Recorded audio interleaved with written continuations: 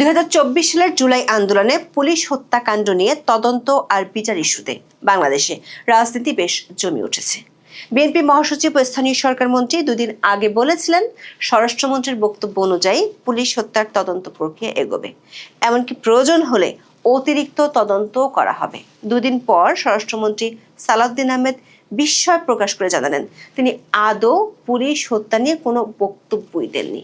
সাথে যোগ করেছেন, জুলাই সনদের অধীনে যে সুরক্ষা ও দায় নির্ধারণ অধ্যাদেশ হয়েছে তার আলোকেই ব্যবস্থা নেওয়া হবে। যদিও পুলিশের একাধিক সূত্র থেকে নিশ্চিত হওয়া গেছে, ওপর মহলের নির্দেশেই তারা জুলাই আন্দোলনের সময় পুলিশ হত্যা ও থানা এবং অস্ত্র লুটের ঘটনায় ছায়া তদন্ত শুরু করেছে। তাহলে প্রশ্ন হলো, মির্জা ফখরুলের তদন্তের আশ্বাস থেকে স্বরাষ্ট্রমন্ত্রীর পিছু টান কেন? অনেকের প্রশ্ন, পুলিশ হত্যার তদন্তের বিষয়টি গণমাধ্যমে চাওয়া হওয়ার পরপরই সরকার প্রতিপক্ষের মধ্যে যে আশঙ্কা আর উদ্বেগ দেখা গেছে, তাতে স্বরাষ্ট্রমন্ত্রীর ব্যাখ্যা কি রাজপথের শক্তিকে শান্ত রাখার একটি কৌশল, নাকি সরকার ভিতরে আছে অন্য কোনো কৌশল? আইনজীবীদের মত হলো, স্বরাষ্ট্রমন্ত্রী যে জুলাই সুরক্ষা অধ্যাদেশের কথা বলেছেন, সেই অধ্যাদেশে আছে কিছু হাস্যকর ফাঁক ও প্যাচ।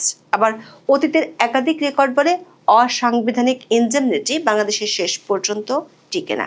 বিএনপি কেন আবার 2003 সালের মতো আরও একটি ইনডেমনিটির দায়ভার নেবে? তার চেয়ে বড় প্রশ্ন, স্বরাষ্ট্রমন্ত্রী যে সুরক্ষা অধ্যাদেশের কথা বলেছেন, সেখানে বলা আছে খুনের মামলায় বিচারের বদলে দেওয়া হবে আর্থিক ক্ষতিপূরণ।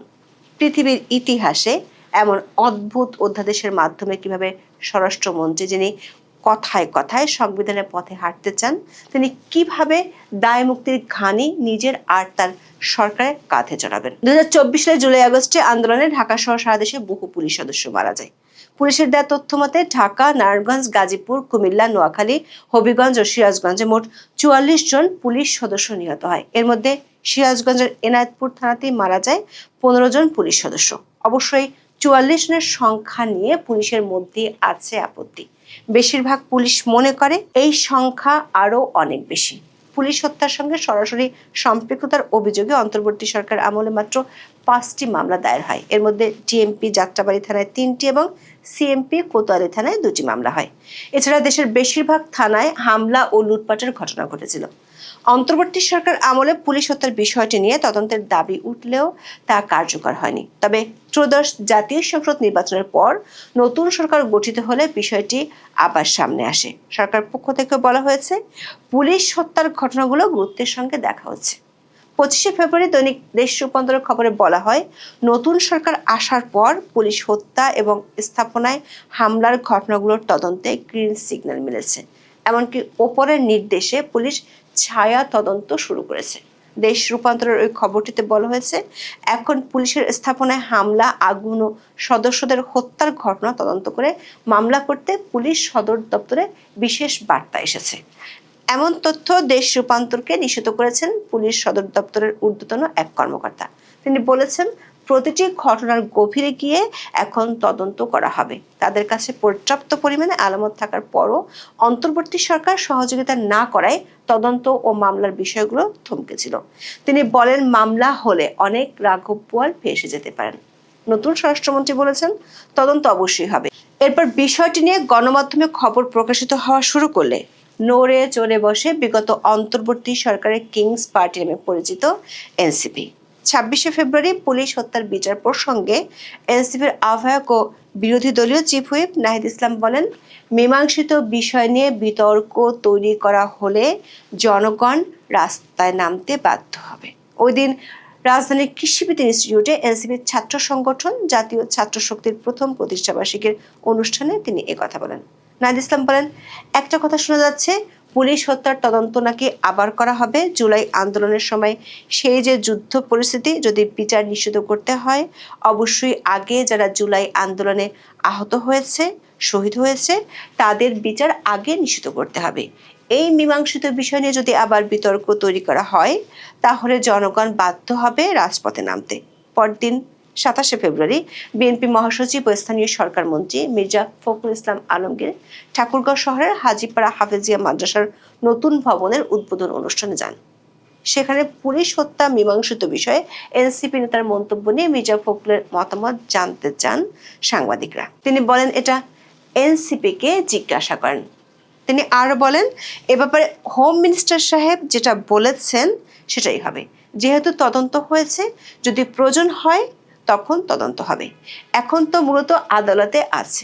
মির্জা ফখরুল বলেছিলেন, স্বরাষ্ট্রমন্ত্রীর বক্তব্য অনুযায়ী তদন্ত প্রক্রিয়া এগোবে এবং প্রয়োজনে অতিরিক্ত তদন্ত করা হবে। এরপর থেকে গণমাধ্যমে সংবাদ প্রকাশ হতে থাকে এবং এ নিয়ে সামাজিক মাধ্যমে শোরগোল পড়ে যায়। 1 মার্চ স্বরাষ্ট্রমন্ত্রী সালাউদ্দিন আহমেদ বলেছেন, জুলাই আন্দোলনের সময় পুলিশ সদস্যদের নিহত হওয়ার ঘটনা তদন্তের বিষয়ে তিনি এখন পর্যন্ত কোনো বক্তব্যই দেননি। এক সাংবাদিক জানতে চান, স্বরাষ্ট্রমন্ত্রীর বরাত দিয়ে বিএনপির মহাসচিব ও স্থানীয় সরকার মন্ত্রী মির্জা ফখরুল ইসলাম আলমগীর বলেছেন, জুলাইয়ে নিহত পুলিশ সদস্যদের বিষয়ে স্বরাষ্ট্রমন্ত্রী যেটা বলেছেন সেই অনুযায়ী চলবে। এর প্রেক্ষিতে সালাউদ্দিন আহমেদ বলেন, স্বরাষ্ট্রমন্ত্রী কি কিছু বলেছে এ ব্যাপারে?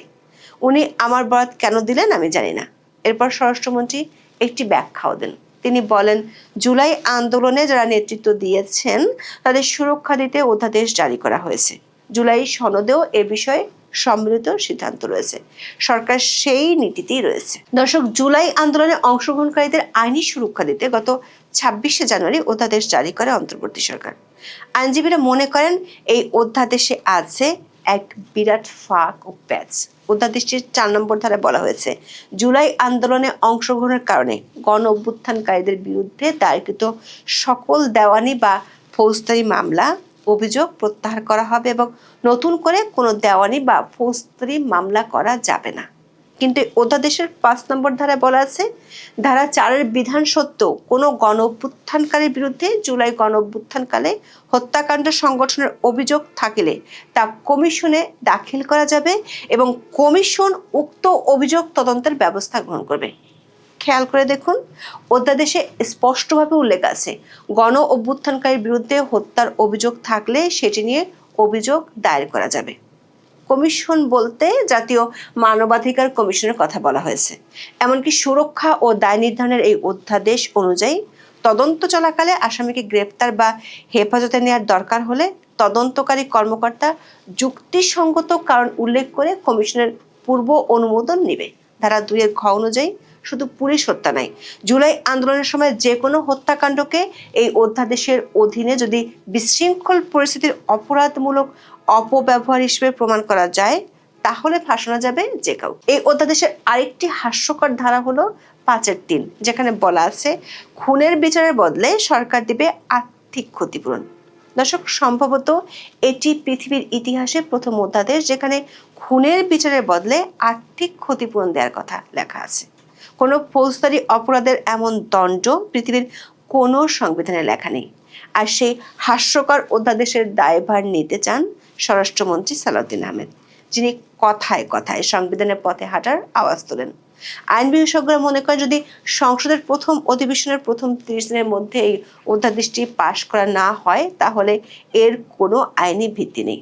যদি পাশ করা হয় তাহলেও ওই অধ্যাদেশের অধীনে পুলিশ কেন যে কোনো হত্যাকাণ্ডের বিচার করা সম্ভব। আইন বিশেষজ্ঞরা বলছেন, জুলাই সনদে যে ইনডেমনিটির কথা বলা হয়েছে তা বাস্তবায়নে বড় ধরনের সাংবিধানিক বাধা আছে। সংবিধানের অনুচ্ছেদ 46 সংসদকে ক্ষমতা দিয়েছে দায় মুক্তি বিধানের আইন করার, কিন্তু সংবিধানের 31 ও 32 অনুচ্ছেদে উল্লেখ করা হয়েছে, জীবনের নিরাপত্তা এবং ন্যায় বিচার পাওয়ার অধিকার কোনোভাবেই খর্ব হয় এমন ইস্যুতে ইনডেমনিটি দেওয়া যায় না। তার চেয়ে বড় কথা হলো, জুলাই আন্দোলনের সময় নিহত কয়েক পুলিশ পরিবারের সদস্যরা উচ্চ আদালতে যেতে পারেন। তারা আদালতে গেলে এই অধ্যাদেশ এবং ইনডেমনিটি বড় প্রশ্নের মুখে পড়ে যাবে। অতীতে বাংলাদেশের 2টো ইনডেমনিটি আদালত অবৈধ ঘোষণা করেছিল। এর একটি হলো 1975 সালের ইনডেমনিটি অধ্যাদেশ। বঙ্গবন্ধু শেখ মুজিবুর রহমানকে সপরিবারে হত্যার পর খুনিদের বাঁচাতে খন্দকার মোস্তাক আহমেদ এই অধ্যাদেশ জারি করেন। পরে অধ্যাদেশ অনুমোদন দেন প্রেসিডেন্ট জিয়াউর রহমান। দ্বিতীয়টি হলো 2003 সালের অপারেশন ক্লিন হার্ট ইনডেমনিটি। তখনকার বিএনপি সরকার আমলে যৌথ বাহিনীর হাতে মৃত্যুর ঘটনাগুলোকে আইনি সুরক্ষা দিতে এই আইন করা হয়েছিল, যা পরে অবৈধ ঘোষিত হয়। আরও একটি বিষয় আছে, 2024 সালের 5ই আগস্টের পর যেসব অস্ত্র ও গোলাবারুদ থানা এবং কারাগার থেকে লুট হয়েছে সেগুলো নিয়ে মামলা করতে হবে, না হলে এগুলোর আইনগত ভিত্তি দেওয়া সম্ভব নয়। এই লুটের সাথে অনেকগুলো পুলিশ হত্যাও জড়িত। প্রশ্ন হলো, দলের মহাসচিব এবং সরকারের পাওয়ারফুল মন্ত্রী কেন বলেছিলেন স্বরাষ্ট্রমন্ত্রীর কথা মতো জুলাই আন্দোলনের সময় নিহত পুলিশ হত্যাকাণ্ডের বিচার চলবে? আবার স্বরাষ্ট্রমন্ত্রী কেন তার বিপরীতে ব্যাখ্যা দিলেন? আবার পুলিশের একাধিক সূত্র বলছে সরকার ওপর মহলের নির্দেশে পুলিশ হত্যার ছায়া তদন্ত তারা শুরু করেছে। ইতিমধ্যে বেশ কিছু হত্যাকাণ্ডের সিসিটিভি ফুটেজও পুলিশ সংগ্রহ করেছে।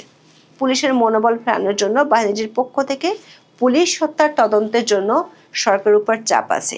এমন পরিস্থিতিতে সরকার বিষয়টি নিয়ে পুলিশকে শক্ত একটা প্রাথমিক তদন্তের মৌখিক নির্দেশ দিয়েছিল। সেটি শেষ হলে আনুষ্ঠানিক আইনি প্রক্রিয়া যাওয়ার পরিকল্পনা ছিল সরকারের, কিন্তু এরই মধ্যে গণমাধ্যমে বিষয়টি চলে আসায় সরকার রাজনৈতিক প্রতিপক্ষদের মধ্যে ব্যাপক প্রতিক্রিয়া দেখা দেয়।